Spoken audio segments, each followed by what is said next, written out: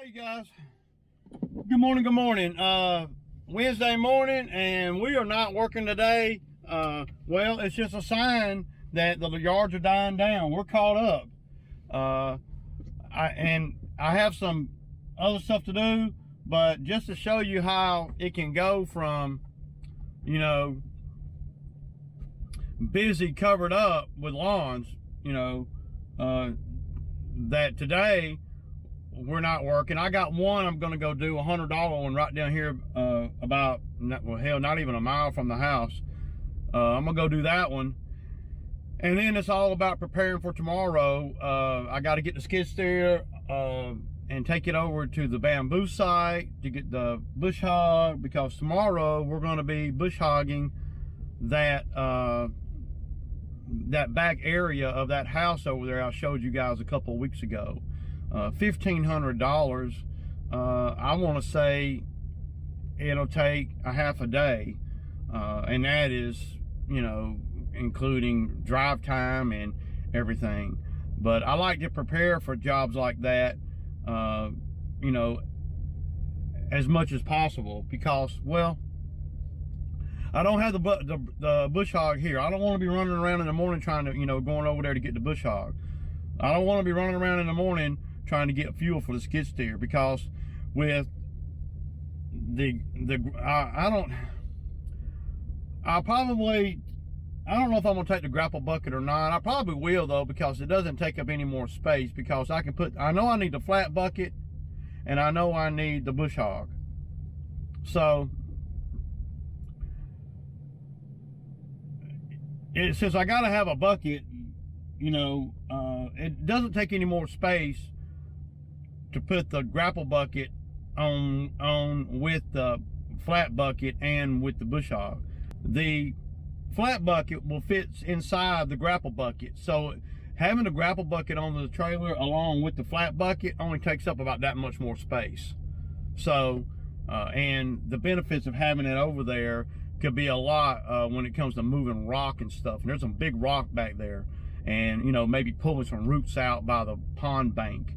See, I'm going to want to do things, even though we're getting paid to cut it, I'm going to want to do some things over there, since they're spending that, you know, that really is going to help the property, you know, especially down on the pond bank, because I can run that brush cutter down on the pond bank, and yeah, it's you know, I'm gonna take the bicycle handle brush cutter. We're gonna do 2 yards tomorrow too that are right there. We're gonna do that yard, right? And I may even throw that yard in on the 1,500, and then we're gonna do that back area. But I'm gonna have Zach go and cut one of the yards, you know, that I normally do today, but we'll do it tomorrow instead, because there's no sense in going down there for 1 yard. It's just showing you really how the lawns have, you go from doing $500, $600, $800 a day to doing nothing per day. And that's what is the biggest fear factor in the lawn care game, and it's always been like that for me, right? You got to prepare for this, because it's inevitably coming. And the ones that don't prepare for this are the ones I'm buying your mower off of you, because you can't afford to keep it. So yeah, I don't need no mowers this year, because I got 4 mowers and they're all running. I got that one with the surging issue, and I got the other Kawasaki, that one I got right now, and I'm not going to sell it, and I'm not going to buy another mower. I don't see me buying a mower unless, things can change on a dime, unless there's a good enough deal, okay, or I run into some kind of financial thing that I deem is worthy of me selling a mower. I have briefly thought about selling the Ferris diesel, not because it's a a bad mower or nothing. I love it. I want to say it's probably my favorite mower.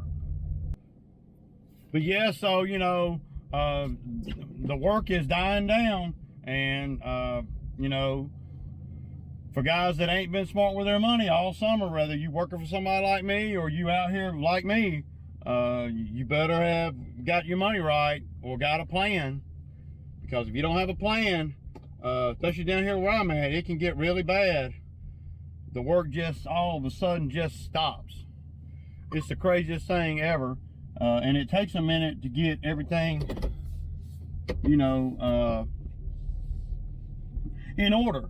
It takes years. It took me years to be able to figure it all out. And that's why I'm not going in debt. You know, that's why, you know, one of the main reasons why I didn't buy that skid steer back, you know, 6 months ago, you know, when they had that used one for sale. I didn't do it, man, because I knew that I wouldn't be able to run it all summer. So I knew I'd be doing the lawn care, and I knew that I would just dive into the lawn care hardcore and not spend any money on things that I don't necessarily need. You know, and I didn't spend a big money. Of course, I spend money because I make money, and you got to spend money to make more money. I probably, in the course of the summer, you know, I've spent money here and there, but it's all strategic stuff and stuff that you got to buy anyway. You know, I bought a new sink for the house, a kitchen sink, a nice kitchen sink, little faucet and all. I bought a new stove oven. I had that concrete poured up there, but I didn't just, you know, do that on the seat of my pants. Everything is strategic. I did make a few mistakes, but they're not big, costly mistakes.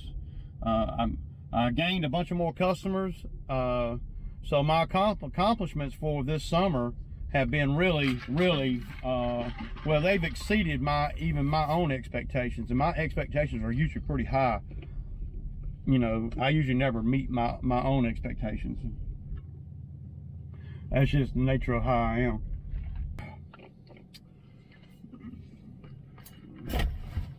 But there's a lot to be said for, you know, getting through the season, getting through the summer. Nobody got hurt. You know, both my trucks are still running. You know, all my trailers are good. All my mowers are good except for that one, but we know that that's just something stupid. I can make money with it right now. The Skag mower is paid for. The power rake got paid for. What else did I have that I was financing that I paid off? I don't owe anything on anything. I don't. I do owe, you know, I got a truck payment and I got the man lift payment. I started to pay the man lift off, but I just didn't want to let go of, you know, it's about $6,000. I could pay it off though, and I may do that, you know, once everything settles down. But so now we're at the point of the season, y'all, where, you know, the rubber hits the road for sure. It is easy, and I'll say it again, it is easy to make a living in the summertime. All you got to do is get up and go. In the wintertime is a lot more challenging where I'm at, or going into the winter. Like if you don't have a lot of customers, see, a lot of people don't have a lot of customers. They got 20 customers or so, and, you know, 25 customers or so, and they're able to make it through the summer with that. I mean, I mean, if you're doing them weekly, you probably could. I don't know.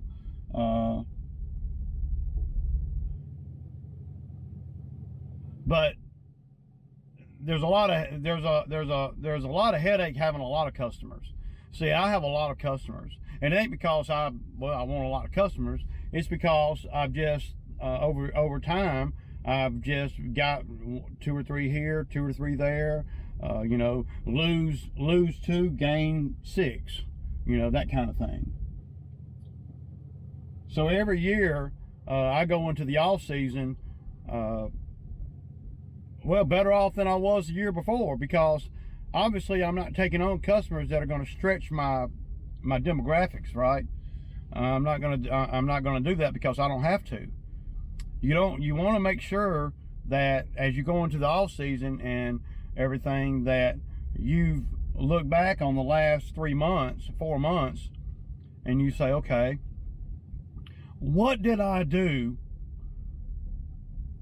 to help my business moving forward this summer with the money that I made, my time and everything? And you got to ask yourself that, and you got to know, okay, did I set some internal goals back in April, May, and did I meet those goals, or did I exceed those goals, or did I fall short, right? Rarely do I fall short of goals, especially financial goals, because I'm such, I don't know, I'm just, I'm not a banker or nothing, but I work all the time, so, that's the nature of what I do out here. So I got a couple things going on. We got some stuff going on today that I got to take care of, and then tomorrow we'll be doing the brush cutting job and a couple of yards. We'll take both trucks. I'll put the Skag mower on the other truck, send Zach to go do those 2 yards, then he can come over and help me at the site, the brush cutting site. That job's really going to be easy for the skid steer. Like I said in a video a couple weeks ago when I was over there, and I bidded on it, because I do their front, I do their main yard. I could cut that I could cut it with a lawnmower. I wouldn't even have to bring the skid steer over there. I couldn't cut the pond bank with a lawnmower, because see, I can go down to that pond bank and I can lower that brush cutter down to the water, and man, it'll take everything on that pond bank down to dirt. I'm gonna make it look really nice and really fast. And that's why I don't work by the hour on that kind of thing. If I work by the hour, I'd be telling, he'd be at like $350 to $400 an hour. Because I don't believe, and you got to be good at this, I don't believe it's going to take me 4 hours of straight running to do that job. I really don't. I'm going to be able to get that job on point really quick and make it where we can put a lawnmower on it. My goal is always, let's put a lawnmower on it, and then it never gets like that. And then I'm not scared. Once I run the skid steer in there, and maybe I'll put a picture up of the area I'm talking about. Once I run the skid steer in there, then I'll know what I can do with a lawnmower. Now, back in the day, before I had a skid steer, I would put a lawnmower in there. But I wouldn't have been able to charge the kind of money I'm going to charge. I would have been, of course, times have changed a little bit too. I was kind of surprised that he agreed to $1,500. I really was, because usually he's real funny. He don't agree to he don't never want to spend money like that. But I told him that I'm going to make it where we can put a lawnmower on it, where we don't have to worry about it getting like that, to where they can pay me an additional $200. And I can cut it twice, 2 or 3 times a year, like I do a lot of other properties where they got back 40s and stuff, and I would consider that like the back 40. So I'm gonna get over here and knock this yard out. This yard right here, it's $100. It takes me, it'll probably take me about 45 minutes. It's Bermuda grass, and it's not gonna be bad. So. And it's right here. Y'all saw I just left the house. Also, I'm going to be looking for a concrete truck, because the guys that poured the concrete for me at my house last time, they're like, I don't even know, he ain't even responding to me no more. So, I'm gonna see if I can. I'll be over here for about an hour, and I'm gonna see if I can find drives. This is where a lot of the concrete gets poured and stuff, because they're doing new driveways and stuff. This might be a concrete company right here. No, they're a silt fence company.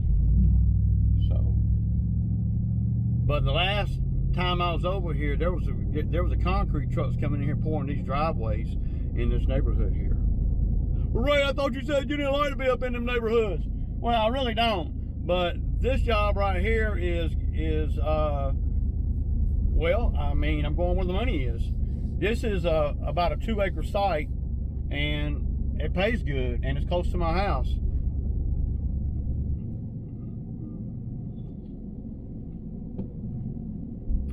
I'm looking for concrete guys, man, where they're fixing to pour a driveway.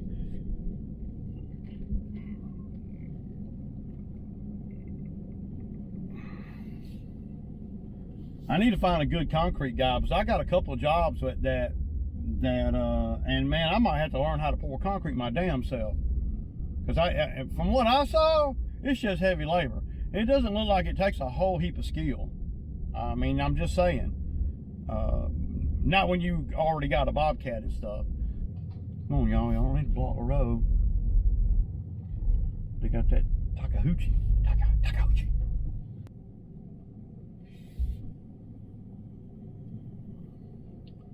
But this job's easy, y'all. Easy cheesy, man. Yeah. And I just got the X mark today, so you see, I don't want to park. See, ideally, you're thinking, man, you know, park right here. But see, you don't want to ever park where you're right across from another driveway. I see landscapers do this crap all the time. Now, if there's no choice, there's no choice. But I don't ever park my truck where at the mouth of another driveway, even if the driveway's across the street. Of course, obviously, I never block the driveway. So, but see here, I can pull on down to this silt fence, and then I'm not in the way of anybody. See, so I'm saying you want to stay out of the way of people. Well, I got insurance. I got insurance if somebody hits me. Well, I do too. But I'm not trying to. I'm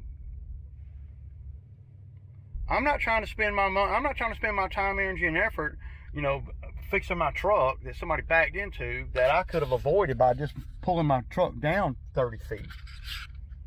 Just saying, man. I mean, and I see this kind of thing all the time out here. And it ain't because they don't, you know, don't do good work. It's usually because they're just not thinking. And that's the kind of thing that guys that work for me, that they do. They'll pull up and they'll be right in front of the property and it looks all good, but then they don't look across the street to see if they're blocking another driveway. Not blocking the driveway, but making it very hard for somebody to get in and out of their own driveway. I hate it when they try. At my house, they park a truck across the street from my driveway. Oh man, I'm all over it, dude. I tell them to move the truck because I can't back in. I can't do anything. And you don't want to. I mean, you don't want to be that guy, that landscaper that comes and does what he wants to do. You want to try to be cordial and try to be flow with what's going on in the neighborhoods that you're in. And another reason why, you know, I don't do neighborhoods a lot. I don't mind doing neighborhoods where the properties are big because the money's right. And I don't mind doing neighborhoods that are real close to my house because that makes the money right. Preferably, no. But I'm in business and I got to go where the profit is. And if the high profit here, this yard right here, I would normally drive, say I had to drive to Fayetteville 25 minutes away or 20 minutes away. I mean, I'm getting no money for the drive time. And in the yards I'm doing down there, and now we'll do them all in one whop, they're 60s. And then there's an 80. And then there's, what, 360s, 280s, and 265s on that route. So if it worked for all of them, then it wouldn't hardly be worth it. If I went down there for this yard right here, is the equivalent of me doing two of the 65s. Only I don't have the drive time, and I don't have the mowing time. I don't have the I mean, it's like I'm making twice as much money over here, and my number is less than the number down there. If that makes sense. Because I don't have any fuel to go down there. I don't have the time to go down there.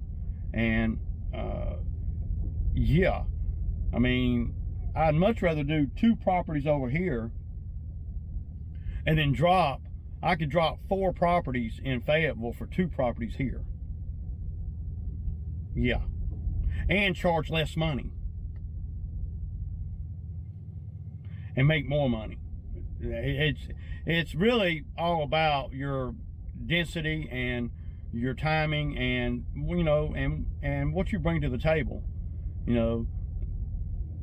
I'm all about that consistency. So driving to Fayetteville to do 5 yards or whatever, yeah, it's lucrative for me. I've made it lucrative, but it's not as lucrative as doing 3 yards over here.